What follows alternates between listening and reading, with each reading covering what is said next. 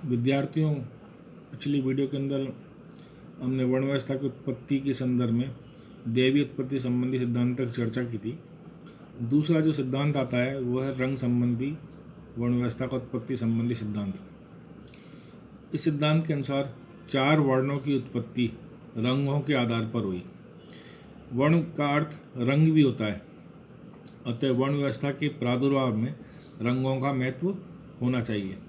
ऋग्वेद के प्रारंभ में वर्ण शब्द का प्रयोग रंग के संदर्भ में माना गया है।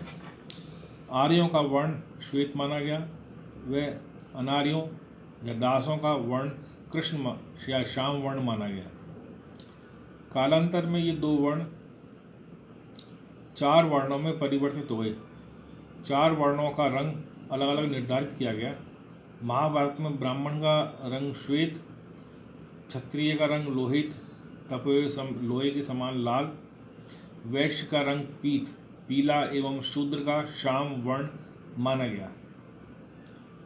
इस आधार पर 4 रंगों के आधार पर 4 वर्णों की उत्पत्ति हुई। प्रसिद्ध समाजशास्त्री घुरिये ने अपने ग्रंथ कास्ट, क्लास एंड ऑक्यूपेशन के अंदर रंग संबंधी सिद्धांत का विशद रूप से वर्णन किया है। उन्होंने भी इसी प्रकार 4 रंगों से 4 वर्णों की उत्पत्ति बताई। तो ये रंग के आधार पर जिस व्यक्ति का जो रंग था उसके आधार पर उसका वर्ण निर्धारित हुआ। तीसरा जो सिद्धांत आता है वो सिद्धांत है जन्म संबंधी सिद्धांत।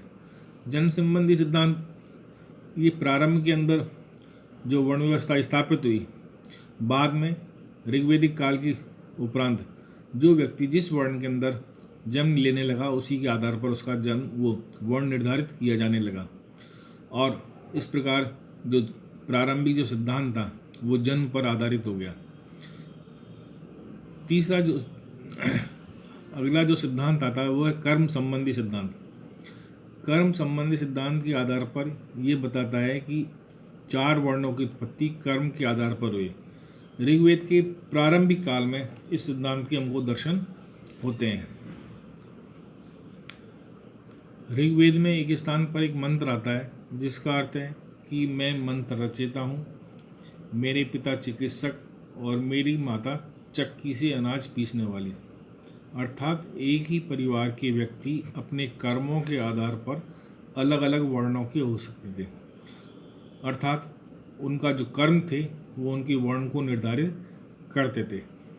इसलिए ये सिद्धांत प्रारंभ के अंदर काफ़ी प्रचलित रहा, लेकिन धीरे धीरे ये इस सिद्धांत ये कर्म संबंधी जो सिद्धांत था धीरे धीरे ये जन्म संबंधी सिद्धांत के अंदर परिवर्तित होता चला गया। अगला सिद्धांत जो आता है उसमें वर्ण व्यवस्था के